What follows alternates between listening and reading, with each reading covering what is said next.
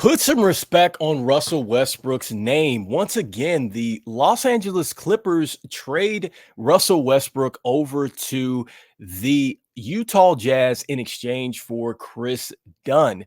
All right, so if you've been following Russell Westbrook, this is twice he's been traded over to Utah. The Lakers did it, and then he was bought out, and then he went over to the Clippers. Now the Clippers are trading him to Utah again, where he's expected to be bought out, and he's going to sign with the Denver Nuggets. So let's look at it from both sides, starting with the Clippers.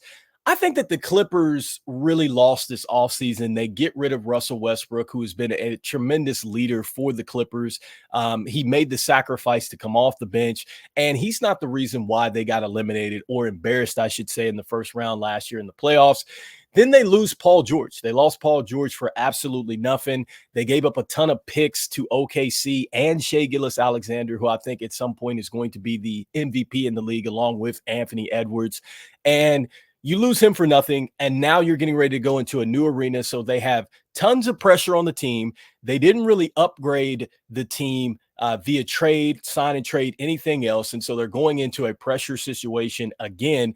And I think that the Clippers are going to be a team that's going to have this major storyline around them yet again throughout the season, and they're going to get to the postseason and fall apart. And I've said that they're like the Dallas Cowboys of the NBA. And I just think that the Clippers management failed really big this offseason. And it's unfortunate, I think, for the fan base as they get ready to go into that new arena. As for Russell Westbrook, I think he's a Hall of Famer. I love everything that he brings. I think signing with Denver makes a whole bunch of sense. I think that he's going to be put in great situations coming off the bench. And I also think that if Jamal Murray gets injured, I think that this is terrific for Russell Westbrook. I think he can come in, be an immediate impact to that lineup. He does work well with the Joker, Aaron Gordon. You're looking at Porter Jr., Michael Porter Jr. I think that he fits in with those guys, and I think that he's going to get a lot of cuts and opportunities, and I don't think that they're going to make him a standstill shooter. The Denver Nuggets needed to go ahead and shore up their bench a little bit. They get that with Russell Westbrook, and I think that they still need to do a little bit more work, but I do like what the Denver Nuggets would be doing by bringing Russell Westbrook in. That brings us to the next part of the podcast, and that is talking about the NBA Summer League, quickly going into some players that have absolutely stood out, guys. And look, I think that start with Tristan da Silva of the Orlando Magic. I love everything that Tristan da Silva has brought to the Orlando Magic. He's shown that he can instantly go ahead and be plugged into the lineup. I think that Pablo Banchero is going to love that. And this is a team that just came off a tough 7-game series with the Cleveland Cavaliers. And I think that this is going to be big for them and what they have moving forward. Another player that we're likely going to see tonight, if you're watching the NBA Summer League, and that is going to be Logo Reed Shepherd. I think that Reed Shepherd has shown us that he has a deep bag offensively, and he reminds me of Devin Booker. And I think that once Devin Booker got out of Kentucky, you saw that he had a lot of things to offer on the offensive end, and I think that you're going to see that with Reed Shepherd. I cannot wait to see Reed Shepherd get out there into the regular season and crack the rotation, and I call him Logo Reed Shepherd because he has that type of range to knock it down from the logo. So this guy, he's probably one of the most offensively gifted players, I would say, out of this draft. Might be the best. All right. And so just throwing that out there. Next, we're looking at Donovan Clegan of the Trailblazers. He's had moments this year. He showed me that he's going to be very dependent on who's around him. So Scoot Henderson, Anthony Simon, Shaedon Sharpe, he's going to trust that they're going to make plays for him. And Portland's got to figure this out because they have Clegan, they have DeAndre Ayton, they have Robert Williams. It's a lot of stuff in the front court that Chauncey Billups and these guys have to figure out. The Grizzlies, I think Zach Edey has shown us that he absolutely is going to be stellar. He has got a lot of good players around him already in a great situation. He's going to have one of the best downhill players in Ja Morant out there. He's got Desmond Bane, which is a great shooter. He's got Jaren Jackson Jr. out there beside him. And I think that between Ja Morant and Zach Edey, and then also to Marcus Smart and Zach Edey. That pick and roll is going to be dangerous and lethal out there. And I think that Memphis should be excited. And I think that they are not too far removed from when they were second in the West. Like, I think that they're going to be very competitive this year with Zach Edey added to the roster. Another guy that's really stood out, I think, in the summer league has been Modest Buzelis. I think Modest Buzelis of the Chicago Bulls has looked good.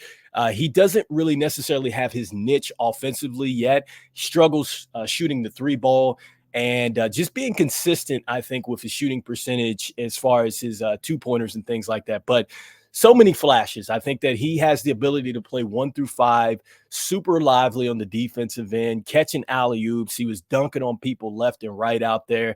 And I think that only him and Reed Shepherd were the only rookies in this year's class that averaged 20 plus points.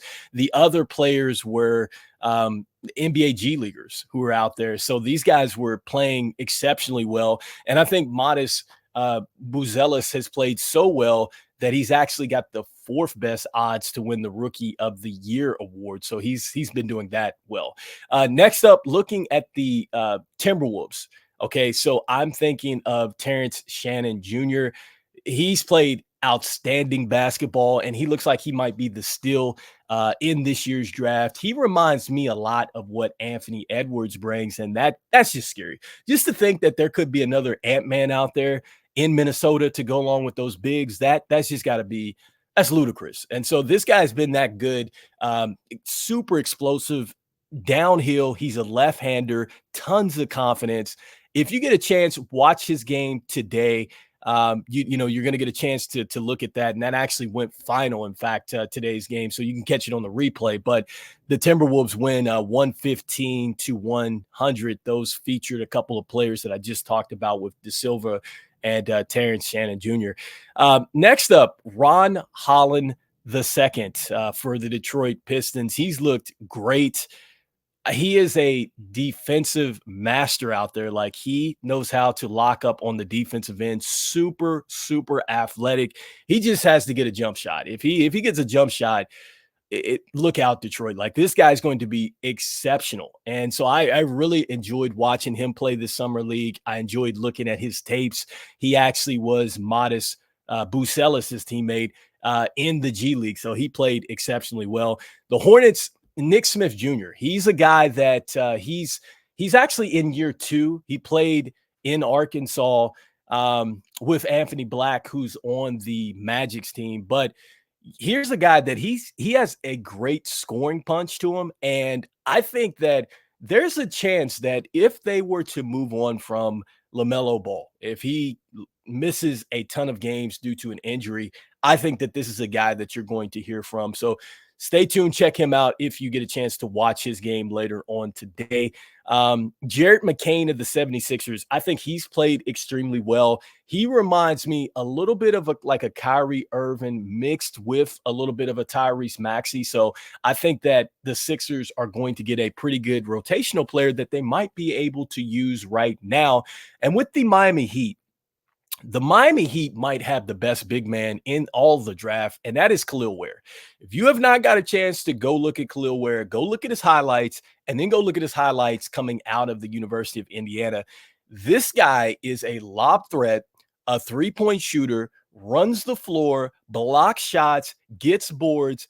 And it's just amazing to me what these scouts come up with when it comes to, oh man, he doesn't have a high enough motor and he doesn't compete every play. I have saw no such thing from Khalil Ware. I know it's the summer league, but going to the Miami Heat culture, like that couldn't have been, that's just the best case scenario for Khalil Ware. And so I'm a little jelly that the Chicago Bulls didn't get him, but I think that if you watch this guy tonight, you're going to see a fabulous young player. And I think he's in the midst of actually playing against the Warriors. They're in the fourth quarter. Let's go into the box score right now.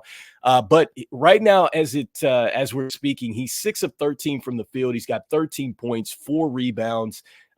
He's got 1 turnover and 3 personal fouls. So already, I mean, he's putting his stamp on this game, guys, and it is 72-71 with 9:18 to go in the fourth.